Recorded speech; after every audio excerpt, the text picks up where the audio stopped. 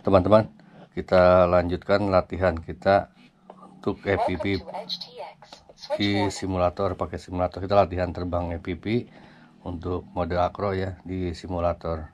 Ini kita colokin remote-nya teman-teman mau pakai remote apa aja yang penting bisa. USB stick oke. Nah, untuk mengingatkan kembali apa yang kita pilih Meadow aja dulu ya, Meadow.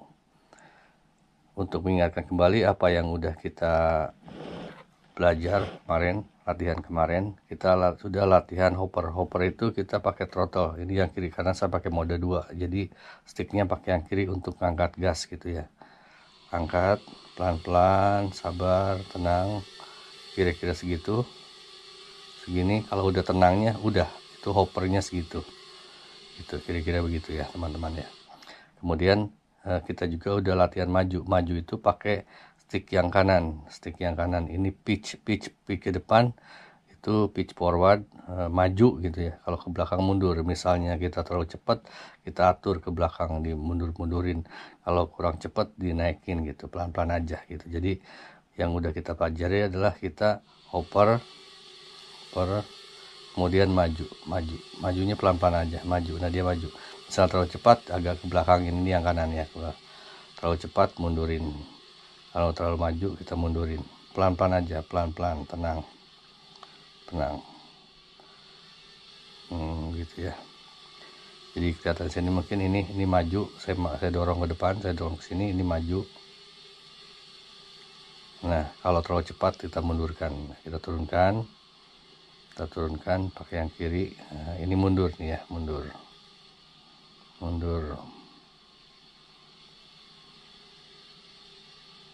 Itu kira-kira mundurkan. Nah, kita turunkan, kira-kira begitu. Nah, sekarang untuk selanjutnya kita udah belajar belok juga. Sekarang kita ganti kameranya ya. Pakai tanggap, sekarang kita pakai Google. Jadi kemarin kita udah latihan untuk belok, kita hopper maju gitu ya. Maju, misalnya ini saya anggap terlalu cepat ya, kita mundurin sedikit supaya agak pelan. Kemudian kita juga udah belajar belok. Yang belok itu kita harus menggunakan 2 stick terkoordinasi. Ini yang kiri yaw, yang kanan roll, dan harus bareng. Misalnya yaw ke kiri maka roll juga ke kiri, yaw ke kiri, roll ke kiri gitu. Gak harus bareng tapi seirama, artinya yang kiri dan yang kanan itu yaw dan roll itu ke arah yang sama. Misalnya roll ke kanan, yawnya juga ke kanan gitu. Dan upayakan kita horizon itu antara daratan dan udara kita dalam posisi level biar seimbang, kelihatannya indah gitu. Nah, kira-kira begitu. Nah, apa yang mau kita latih sekarang, kita latihan sekarang, kita mau latihan landing kan, Nah, sebelum landing kita terbang rendah. Terbangnya kalau kita terbang aerial itu kan terbangnya tinggi kan. Kalau teman-teman pakai DJI Mavic, pakai Pimi misalnya, drone aerial itu kita terbangnya tinggi.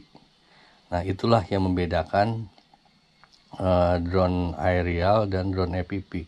Drone EPP itu keindahannya itu ketika kita terbang rendah begitu teman-teman. Nah, ini saya contohkan ke teman-teman untuk terbang rendah dan pelan-pelan aja, ikuti alurnya, alur ketinggian ataupun alur dari jalan. Misalnya ini kalau buat ini sih buat lomba yang tiang-tiang ini, tapi kita ikutin sebelahnya aja karena kita masih sedang belajar begitu kan. Nah, kita upayakan terbang rendah. Untuk EPP makin rendah makin indah.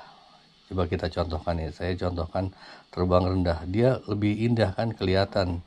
Kalau di bawahnya misalnya bunga atau apa itu kelihatan dengan indah.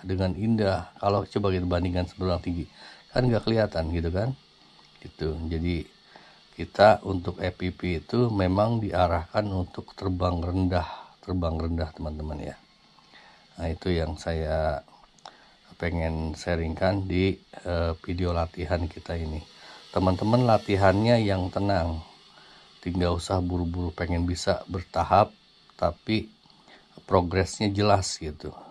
Sekarang kita latihan apa, besok berkembang walaupun sedikit, ya dikit-dikit lama-lama juga jadi bukit. Jadi kita latihan terus dan ada progres gitu. Nah sekarang kita udah terbang rendah, dan untuk landing kita FPV ini beda dengan aerial. Kalau di aerial kita bisa pakai GPS, pakai handphone, setting handpoint, dia balik sendiri. Kalau FPV khususnya untuk freestyle gitu, kita full manual, terbang itu manual dengan skill kita sendiri gitu. Jadi kita bantuan segala macam itu minimal bagi kita. Jadi ketika landing kita harus punya kalau di aerial tuh home point, kalau kita patokan gitu, misalnya kita ya tiang inilah dia yang membeda nih, ini beda dibanding yang lain ya. Coba yang lain kan lihat nggak ada yang lain gitu. Nah ini kita jadikan tempat landing. Saya juga pernah itu waktu terbang di gua Jepang, karena kiri kanan pepohonan semua, saya bingung di mana ini patokan balik saya gitu kan. Akhirnya drone saya 2 minggu nggak hilang. Itu karena ada yang lagi pramuka, lagi lagi camping, dia bisa nemuin drone saya. Akhirnya dan makasih banget. Nah kita jadi untuk home pointnya, untuk patokannya ini, nah kita lihat. Nah ketika kita anggap kita dari jauh gitu ya, dari jauh kita terbangnya cepat gitu, anggap gitu, kita belum pakai latihan cepat, ini lebih cepat lah. Ketika kita udah ngelihat patokan, maka kita udah siap-siap, ini diturunin, ini yang kanan nih diturunin, dimundurin supaya kan kalau untuk cepat ininya ke depan gitu kan, kalau untuk melambatkan ke belakang gitu. Jadi kita lihat misalnya dari awal kita udah cepet nih, kita siap-siap untuk kita mundurin gitu, pelan-pelan, makin rendah, makin pelan, makin turun, landing gitu. Jadi landingnya begitu. Kita coba lagi ya biar teman-teman bisa melihat. Misalnya kita mau landingnya di gubuk tak bertuan dan nggak ada bangkunya. Itu kita anggap dari tempat jauh, misalnya kita habis dari ketinggian, di atas gitu kan, kita udah lihat itu tuh yang itu, karena dia beda sendiri. Kita siap-siap untuk ke belakangin ini yang kanan. Kita siap-siap pelan-pelan, makin pelan, maju tapi pelan-pelan, maju tapi pelan-pelan, maju paling pelan-pelan, landing gitu. Jadi gitu, itu yang saya pengen sampaikan di video ini. Dan buat teman-teman, saya pengen mengucapkan selamat kalau dari latihan pertemuan awal sampai latihan ketiga ini teman-teman mengikuti, teman-teman udah bisa terbang dari home point sampai balik lagi, dan udah bisa landing gitu, udah bisa landing. Artinya apa? Artinya teman-teman udah jadi pilot yang bisa menerbangkan pesawat FPV tanpa fly away, karena bisa pulang di simulator gitu lah. Kalau di drone real itu perlu pengetahuan tambahan, pengetahuan yang lain.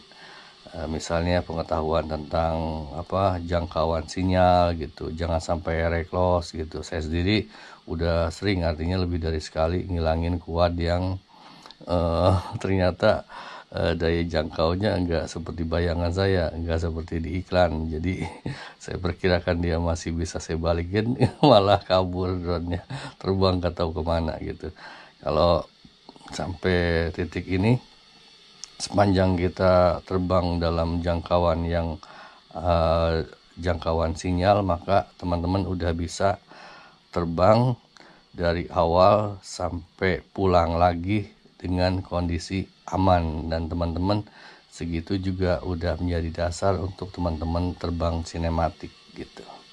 Karena kalau sinematik itu belum perlu manuver yang ekstrim, misalnya power loop gitu. Misal gini, ini power loop teman-teman.